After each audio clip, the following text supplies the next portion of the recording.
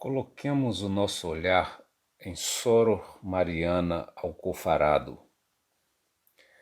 Ela é uma jovem freira, é portuguesa, vive lá pela metade do século XVII. Ali está um ser humano de carne, ossos, pensamentos e desejos, mulher como as demais, jovem e carente de respostas, cheia de questões em sua cabeça, tentando fugir das paixões consideradas mundanas e tentando ser pura, vivendo para servir a Deus, ou quem sabe, talvez esteja ali no convento contra sua vontade, o que também não era algo raro. De uma ou outra forma, a sua mente está cheia de pensamentos confusos que lutam por supremacia. Um misto de pensamentos considerados bons ou maus abrem espaço em sua consciência, nem sempre com delicadeza. Só quem passa pela tormenta das decisões eternas pode reconhecer o semblante da seriedade. Não sabemos o grau da luta interna de Mariana. Acompanhemos então o que podemos ver. São os seus passos. Ela ouve o barulho das ruas, o tropel dos cavalos, o falatório da multidão e sobe ao terraço do convento onde vive enclausurada, uma espécie de mirante secreto para o outro mundo, um mundo que tinha por dever deixar para trás. E dali, daquele alto, vê chegar uma tropa francesa que veio apoiar Portugal na guerra de reconquista da independência da Espanha. Como costuma acontecer, nossos olhos selecionam as coisas que nos parecem belas. Elas como que nos encantam, atraem o olhar, roubam nossa atenção. Podemos ver uma multidão, mas nosso olhar pensará o que esteticamente nos é agradável. E por isso, dali, os olhos de Mariana lhe mostram o capitão Chamille, e por ele ela se encanta. De lá da rua, o capitão, acostumado a cortejar as mulheres nos salões de baile, vê Mariana e seus olhos grudam na imagem dela. Ele reconhece aquele olhar de jovem encantada e ela, por sua vez, lhe atrai. O capitão parecia ter o mesmo sentimento que ela, e a despeito das circunstâncias, dos obstáculos, de tudo e de todos, iniciam um romance intenso. Como articularam tais encontros, não nos é dito, e talvez mais ninguém o soubesse. Sabemos apenas que eram frequentes, ardentes, às escondidas, sob a rubrica do pecado, o pecado escondido naquelas celas ocultas até que se torna em escândalo. Mas não era ela enclausurada? Não há todo um aparato de segurança que protege as internas das investidas externas? Na verdade, ela foi capturada e arrastada para um cárcere muito mais acastelado, de muralhas muito mais difíceis de romper. Você já percebeu que quando estamos diante de algo que nos atrai, dizemos que aquilo é cativante? Quando nos referimos a alguém que consegue nos prender a atenção, nos fazer ceder, ao menos um pouco, a liberdade que tínhamos antes de conhecer este alguém, dizemos que fomos cativados. Tornamo-nos cativos, prisioneiros, porque não conseguimos mais ser livres como antes. Estamos atados, unidos, apegados, vinculados, acorrentados por esta força de atração. Eis aí uma grande questão que se levanta. É acaso livre a mente enredada pela paixão? O coração que está sob o encanto do outro é livre? Não parece temerário afirmar que haja liberdade naquele que foi arrebatado pela paixão? É um condenado. Tudo nele está sob domínio do outro, e por mais que não queira, quer estar preso, e está preso por dentro. Alguém nestas condições está entorpecido, incapaz de pensar equilibradamente, está dopado por esta química estonteante, arrebatadora e cativante. Sendo assim, teria liberdade? É possível ver como, naquele labirinto do convento, eles se perdem ao se encontrarem. E cada vez que se despedem, mais se pedem. O filósofo Spinoza define liberdade como a condição daquele que existe por força de si mesmo e age movido só por si mesmo. É óbvio, então, que nossa liberdade é relativa, não é completa. E é óbvio também que menor ela se torna quanto menos agimos movidos por nós mesmos. E quanto mais agimos movidos por aquele que nos cativa. Porque aquele que nos cativa nos pressiona, domina mesmo sobre nós, nos coage a fazer coisas que sem sua presença em nossa vida não faríamos. Então, ele nos aliena de nossa vontade autêntica, ou seja, tira nossa autonomia. Aí é que, diante deste fato, tendo vivido de modo profundo a paixão por certo tempo que a história não relata com precisão, nós ficamos pasmos ao ver o capitão retornando para a França. Ele se desculpa, dizendo que vai ver um irmão que está doente e faz a promessa de que mandaria buscar a jovem apaixonada. O tempo passou, ele nunca voltou e sequer mandou buscá-la.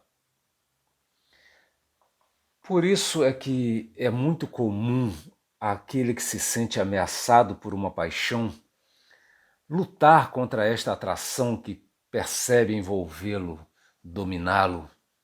Ela assusta.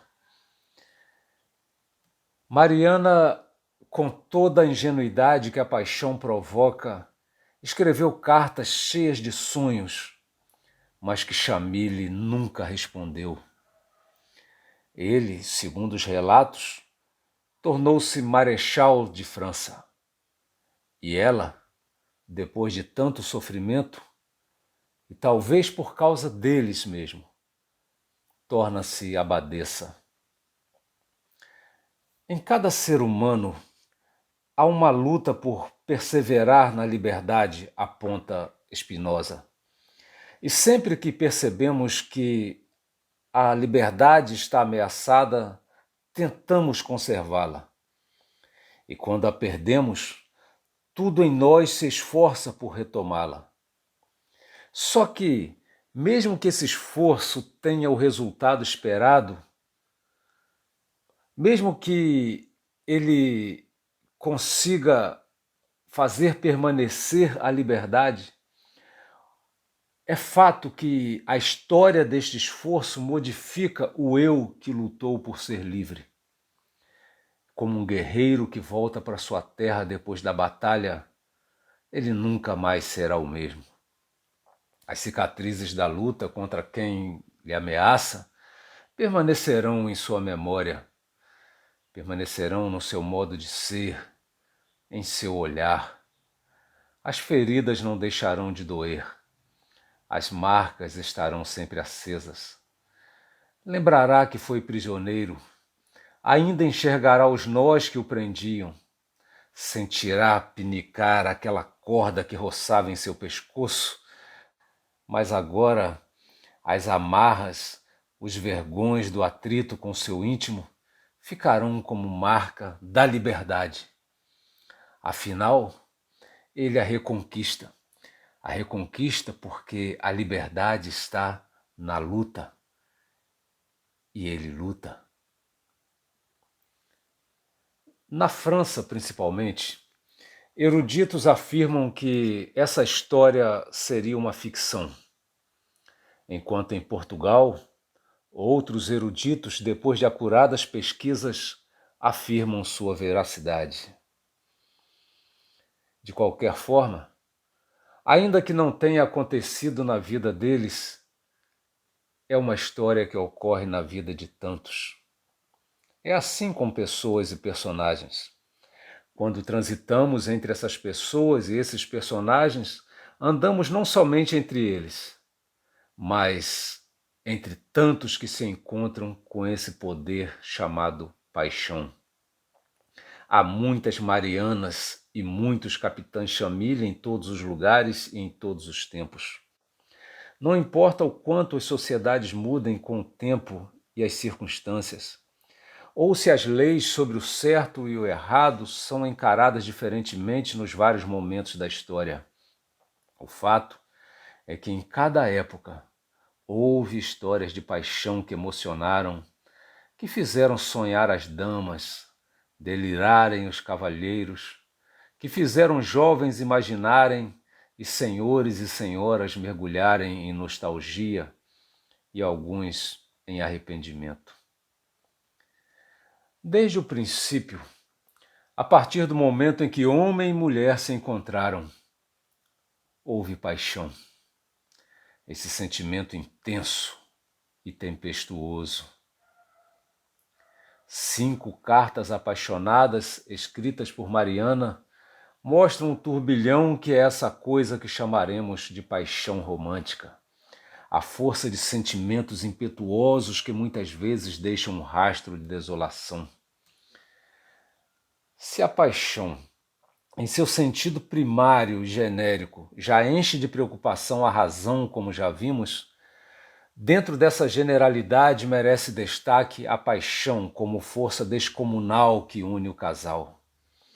Esta força não se reduz ao desejo físico, mas sem dúvida, aí neste composto, a sexualidade se apresenta como um poder assombroso, quase sobre-humano, que afeta mais que alguém aqui ou ali, mexe com a sociedade, com a humanidade, sendo responsável pela sobrevivência da espécie, enquanto ao mesmo tempo é força que ameaça essa espécie, uma vez que carregada de insanidade.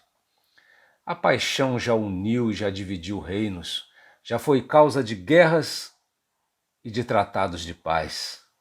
E talvez nenhuma outra força tenha mais capacidade de mover um ser humano que a paixão, que o estar apaixonado. Por ser tão poderosa, tem capacidade de ameaçar. Não é algo inócuo, por isso é causa de preocupação. O modo como a sociedade trata essa questão é muito diversificado. Neste século, há lugares em que o parceiro ainda é escolhido pelos pais. Há lugares em que as mulheres sofrem mutilação por lhes é negado o direito de ter prazer.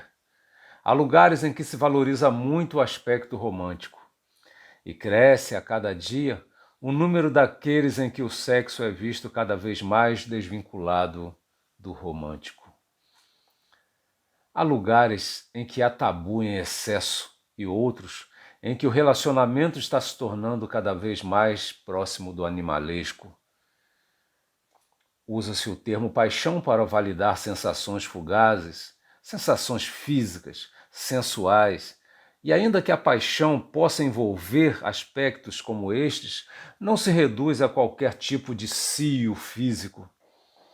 O uso frequente da palavra paixão, termo que se popularizou com uma carga positiva, boa parte das vezes acoberta algo muito inferior ao que o termo refere. A verdadeira paixão parece estar em extinção. Outros, percebendo esta diferença, advogam declaradamente o fim da paixão, porque a paixão une as pessoas de forma muito intensa e muitos não querem mais qualquer forma de viscosidade, de apego, de laço. Muitos temem sofrer por saberem que a paixão não é algo que se pode brincar. temem ser marianas diante de chamiles. Há poucos anos, viajando, liguei o rádio em busca de algo que me deixasse mais acordado e então ouvi uma música que dizia mais ou menos assim: fazer amor pode, mas se apaixonar não pode. O que se quer é o descartável. Vivemos no tempo da ênfase ao desapego. O certo é que em qualquer lugar deste mundo, mesmo onde se escolhem os casais, mesmo onde há tabus absurdos e mesmo onde há desprezo por relacionamento comprometido, ninguém é capaz de impedir uma paixão, mesmo que não seja possível vivê-la. Os muros do convento, as tradições culturais, os tabus sociais, os preceitos religiosos, nada é capaz de impedir a paixão, mesmo que possam impedir sua materialização. Quando volvemos nosso olhar sobre a ainda jovem Mariana, percebemos que um dos principais ingredientes da paixão é a imaginação. E imaginação não tem limites. Por isso a paixão envolve uma força infinita, descomunal. Não há muralha, não há exército, não há fosso, masmorra ou distância que possa conter a imaginação. É por reconhecer essa força da paixão que, geração após geração, as sociedades têm tentado estabelecer limites e algumas têm levado a excesso essa tentativa de controle da paixão. E é pela mesma razão, ou seja, é por causa dessa força descontrolada que outras têm perdido o controle. Acho interessante o que comentou a esse respeito Paulo Vieira Neto, ao dizer que quando se trata de paixão, não somos só nós que agimos, há o contragolpe que recebemos a cada movimento que fazemos. Não somos capazes de determinar a condução ou desfecho dessa relação apaixonada. Não podemos evitar os contragolpes, pois a paixão nos faz baixar a guarda, descuidar das defesas. Spinoza, ainda, esclarece que, mesmo que paixões nos ponham numa relação complexa com o outro, onde não temos domínio completo, mas ao contrário somos afetados, jogados, feridos, alterados, animados, consumidos, aprisionados, seja como for. Isto não significa necessariamente uma anulação de nossa natureza. Em outras palavras, ele quer dizer que a paixão, num certo sentido, pode não diminuir ou anular a nossa liberdade. É que a existência de uma relação com o outro nem sempre é desfalcante de nós mesmos. Em outras palavras, esta relação com o outro pode tanto ser negativa quanto positiva. Depende. Se a paixão nos liga ao que tem harmonia com nossa natureza, é positiva. Se ela não combina, se deforma nossa realidade, é negativa. As paixões que afirmam nossa natureza, que promovem a permanência do melhor de nós, de nossa identidade mais pura, é o que se chama de paixão feliz. Já a que corrompe nossa natureza, que desvirtua quem somos, é a paixão triste. Esta nos mutila, rouba de nós aspectos preciosos de quem somos. É preciso cuidar contra as paixões que nos roubam o que somos, que sugam nossas energias em vez de as alimentar, que simulam harmonia apenas para nos roubar o que lhes interessa.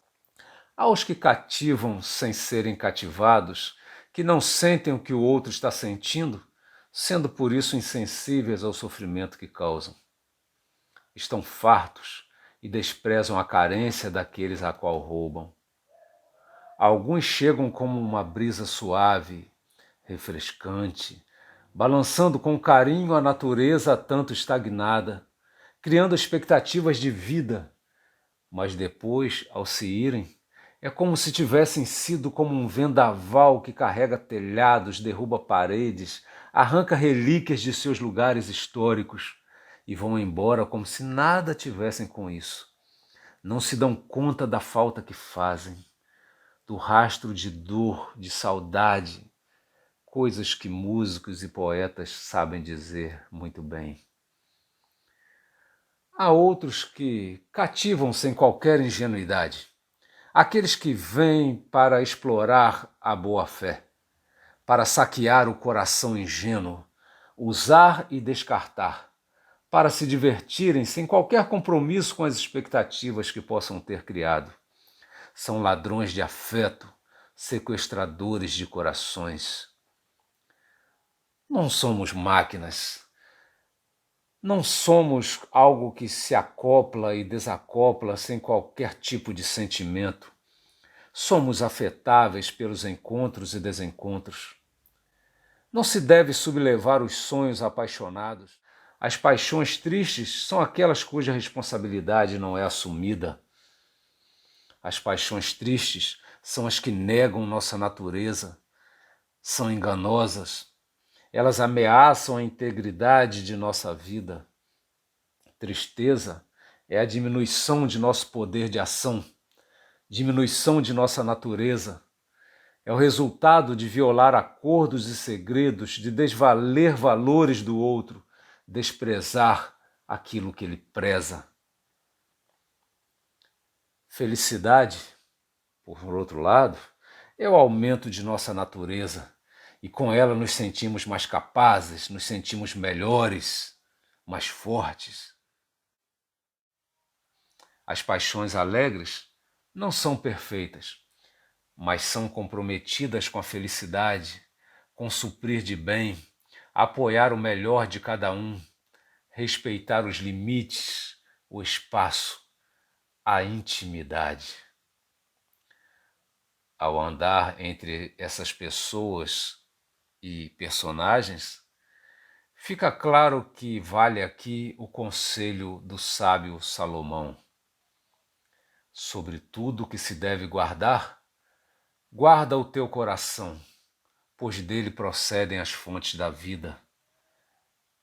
Os verdadeiros amigos, os verdadeiros companheiros, não guardam apenas o próprio coração, protegem o quanto podem o coração do outro.